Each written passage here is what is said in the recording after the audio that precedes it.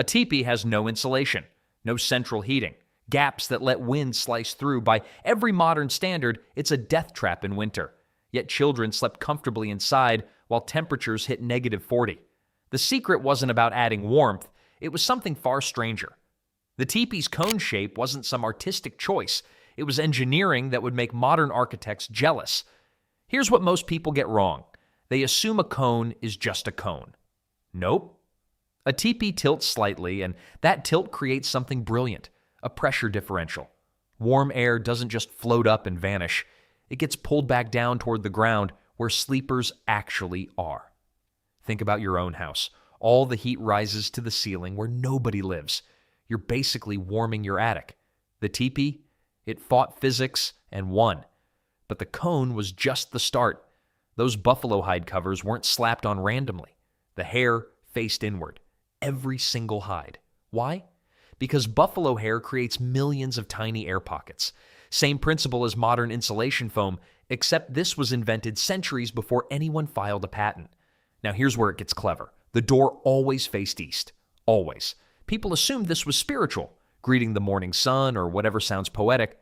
The real reason? Prevailing winds on the Great Plains blow from the west. That east-facing entrance meant brutal winter gusts hit the back of the teepee, not the opening. And without any fire burning inside, a properly set up teepee maintained a 30 to 40 degree temperature difference from outside.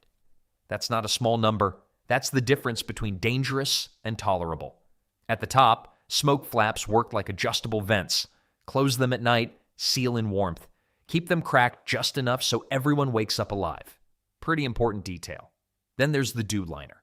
This interior wall created dead airspace between itself and the outer cover, exactly like double-pane windows in the 1800s. But the cone only trapped heat. The real survival trick happened underground, and it was almost too simple to believe. The ground itself was their secret weapon. See, cold air is heavy, heavier than warm air, so it sinks and pools at the lowest point, which means the floor of any shelter becomes the coldest spot. Most people would just pile on more blankets. These tribes, they went down. Many groups dug shallow sleeping pits about 6 to 8 inches deep. Doesn't sound like much, right? But that small depression put sleepers below the coldest air layer. It's like how your basement stays cool in summer and warmer in winter. Same physics, just scaled down to the size of a bed. And they didn't just dig holes and call it a night. The pits got lined with dried grass, sage, or pine needles. Here's the clever part. These materials don't compress flat when you lie on them. Regular stuffing would pancake by midnight, leaving you basically sleeping on dirt. But these natural fillers kept their loft, which meant the air pockets stayed intact and kept insulating all night long. Now the Lakota took this further. They'd heat large stones in the fire until almost glowing, bury them in the pit, then cover everything with hides. Radiant heat from below. Lasted until sunrise. My old heating pad doesn't even make it 2 hours. The pits also blocked those sneaky drafts that crept under the teepee's bottom edge during windstorms. And families? They dug connected pits so everyone could share warmth across a larger area without actually having to spoon your uncle. Thank goodness. Some winter camps reused the same pit locations for generations, literally wore permanent depressions into the earth. But digging down was only half the solution. The real genius happened on the walls, and it worked so well that frost formed on one side while the other stayed comfortable. The dew liner wasn't some decorative afterthought, it was brilliant engineering hiding in plain sight. Picture a second wall, about 5 feet tall, staked right into the ground, standing maybe 4 inches away from the outer hide. Seems like wasted effort, doesn't it? Here's what actually happened. Cold air hitting the outer wall would sink, because cold air's heavy, remember? But instead of pooling around sleepers, that frigid air got funneled into the gap between the liner and outer cover. It had nowhere to go but up. Meanwhile, warm air from body heat and any small fire stayed low, right where people slept. A built-in air conditioner running in reverse, no electricity required. The insulation factor was almost ridiculous. I've read accounts from early European visitors who touched the outer hide and found it covered in frost, while people inside slept comfortably in above freezing temperatures. Same structure, separated by 4 inches of dead air. The Blackfoot didn't mess around in Montana winters. They used double liners, 2 separate air chambers. because apparently one invisible thermal barrier wasn't enough when temperatures dropped to -30. But the liner solved another problem nobody talks about: breath, body heat. All that moisture had to go somewhere. Without a liner, condensation would form on the cold outer hide and drip directly onto sleepers. Wet bedding in January? That's not discomfort, that's a death sentence. The liner caught those drips and channeled them down to the ground, away from everyone. And those painted designs covering many liners? They weren't just storytelling. The paint contained animal fat, which added a thin waterproof layer to the hide. Art that actually worked for a living. My kind of decoration. Still, walls and floors only get you so far. The real warmth came from what they wrapped themselves in, and buffalo robes made modern sleeping bags look embarrassing. Buffalo robes weren't blankets. They were survival technology wrapped in fur. A single robe weighed between 25 and 30 pounds. That's heavier than most carry-on luggage, but here's why nobody complained. Each square inch contained over 10,000 individual hairs.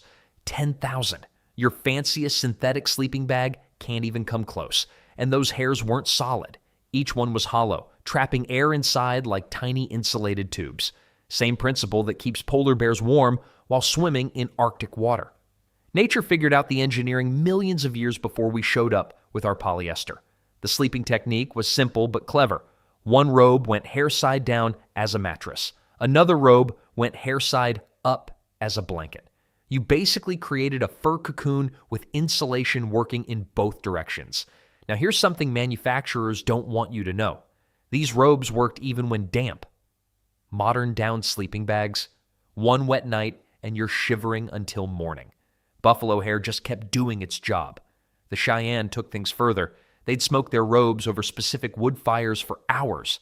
Seemed like extra work, right? But those smoke oils made the hairs water resistant and repelled insects. Pest control and waterproofing in one afternoon.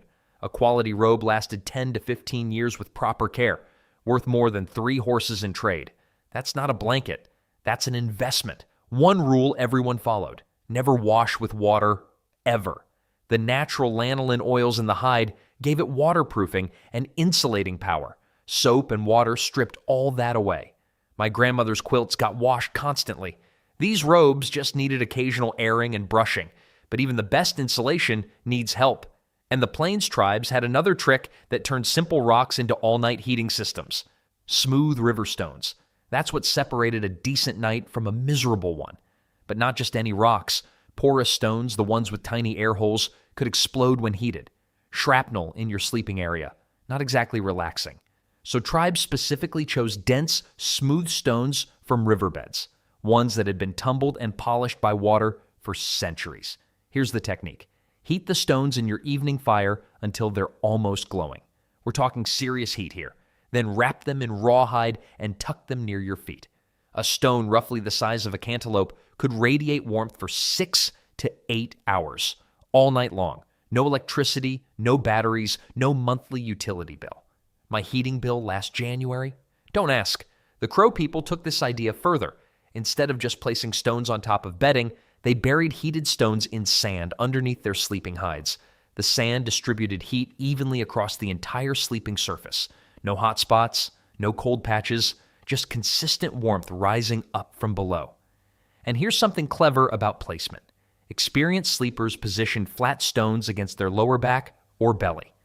Why those spots specifically? That's where your major blood vessels run closest to the skin's surface. Warm those areas, and heated blood circulates throughout your entire body within minutes. Some families went all out. They'd heat dozens of stones and arrange them along the teepee's inner perimeter, created a complete ring of radiant heat around the living space, like having baseboard heaters made of geology. The whole system worked because heat rises slowly from below while cold sinks. Pretty elegant for people without thermodynamics textbooks, but here's the thing. Where you placed your body inside the teepee mattered just as much as what you slept under. The center of a teepee looks like the prime spot. Warmest place in the room, right? Wrong. That's actually where you'd freeze fastest.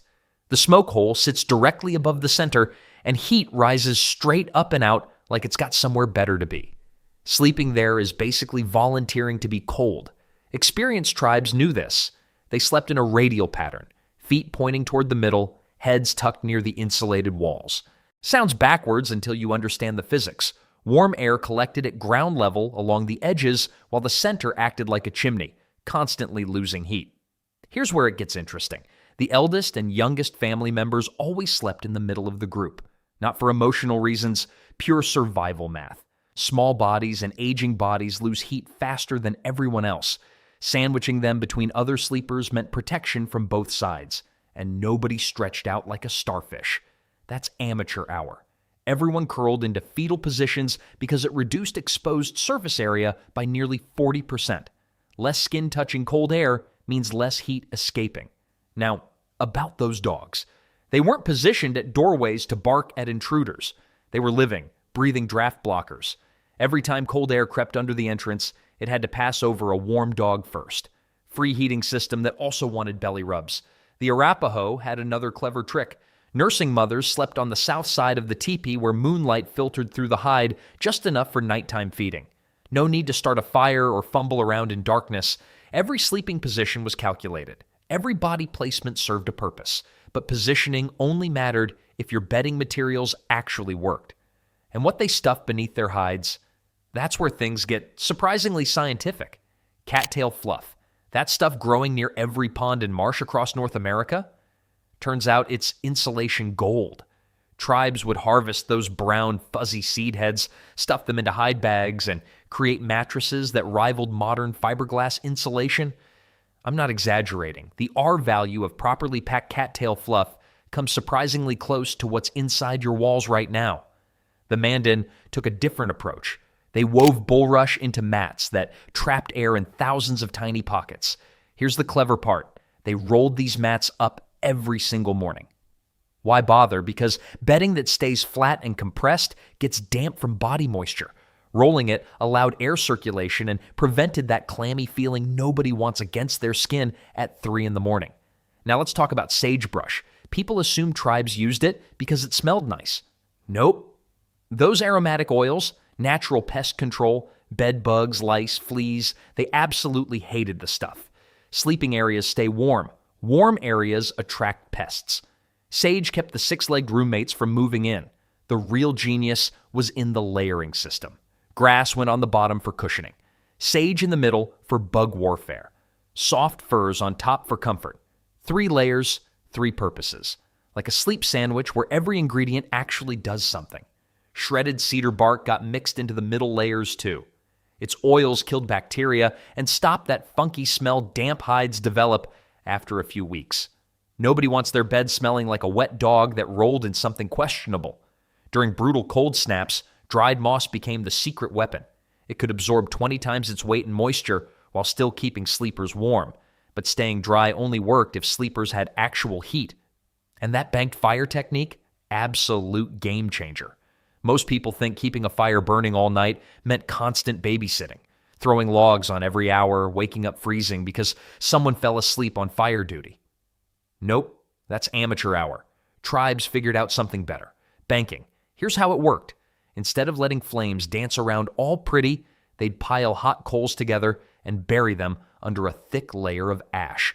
That ash acted like a slow-release capsule for heat. Too thin? Fire burns hot and dies fast. Too thick? Smothered? Dead? Cold morning? The sweet spot took years to master. Buffalo dung chips became the nighttime fuel of choice. I know, sounds gross, but here's the thing. Dung burns slower and cooler than wood. No sudden flare-ups that could catch a sleeping robe on fire. Just steady, reliable warmth hour after hour. The Pawnee got especially clever. They made small clay fire pans, portable little heat stations they could slide closer to sleepers during those brutal 3 a.m. cold snaps. No dragging burning logs around. No singed eyebrows. Just controlled warmth exactly where needed. A properly banked fire could keep coals alive until sunrise. Morning routine? Add fresh fuel, blow a few times, and boom. Full fire in minutes. My gas grill takes longer to start. Then there's the bonus feature nobody talks about. That slow-rising smoke from banked coals, natural bug repellent. Mosquitoes and gnats hate it. So while families slept warm, they also slept unbothered by tiny vampires trying to make a meal of their faces. Pretty elegant system when you think about it. But all this engineering meant nothing if sleepers woke up hungry and cold from the inside. What they ate before bed, that mattered more than you'd expect. Fat. That's the secret nobody talks about. Evening meals weren't random. They were calculated, heavy on the grease, light on everything else, and there's actual science behind it. When your body digests fat, it generates more heat than breaking down protein or carbs. Way more. It's like the difference between burning newspaper and burning a thick oak log. One flares up and dies. The other keeps you warm for hours. The Inuit called it heating from within. But they weren't the only ones who figured this out. Plains tribes knew the same trick centuries before anyone wrote it down. Pemmican became the ultimate bedtime snack. Dried meat pounded with rendered fat. Sounds awful. Tastes, well, like survival. But here's what mattered. That specific fat-to-protein ratio kept metabolism burning slow and steady through the coldest nights. Your body basically became its own furnace. Then there's bone broth. Warm, fatty, perfect. Drinking it right before sleep did double duty. The heat raised your core temperature immediately. Meanwhile, the fat coated your stomach and digested slowly, keeping that internal fire going until sunrise. Kids got extra fat portions. Not because they were spoiled, because physics hates small bodies. Children lose heat faster than adults, more surface area relative to their size. So Grandma wasn't playing favorites, she was doing thermal math. The Blackfoot prized kidney fat above almost anything else from a hunt. Not the tenderloin, not the tongue, the kidney fat. Why? It burned longest during digestion. Choosing that specific fat wasn't tradition for tradition's sake. It was engineering. Pretty smart for people without thermometers or nutrition labels, but eating right and staying warm meant nothing if moisture crept into the equation. And moisture? That was the real silent killer. Wet kills faster than cold. Every single time. A dry person in 20 below? Uncomfortable, but survivable. A wet person in 40 degrees? Dead by morning. That math seems backwards until you understand how moisture actually works against you. Water conducts heat away from your body 25 times faster than air. So that little bit of sweat soaking into your shirt, it's basically turning your skin into a radiator pointed at the frozen sky. Native Americans understood this before anyone had a word for thermal conductivity. They developed rules, strict ones. Damp moccasins came off immediately at bedtime. No exceptions. These got hung on interior poles where rising warm air dried them overnight. Walking into a teepee with wet footwear would have gotten you some serious side-eye from Grandma. The Sioux took moisture management even further. They wore inner garments made from soft rabbit fur, not for warmth primarily. For wicking, that rabbit fur pulled sweat away from skin before it could pool and chill. Pretty sophisticated for people supposedly living primitive lives. And here's a rule that seems obvious, but wasn't. Snow never entered the teepee. Period. You brushed every flake off at the door. Why? Melted snow created humidity inside. Humidity meant damp bedding.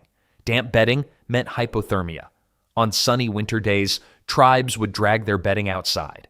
Seems crazy, right? Putting your blankets in the cold? But they weren't trying to warm them, they were freeze-drying them. The cold air sucked moisture right out of the hides. Brilliant. Even the tipi covers themselves got treatment.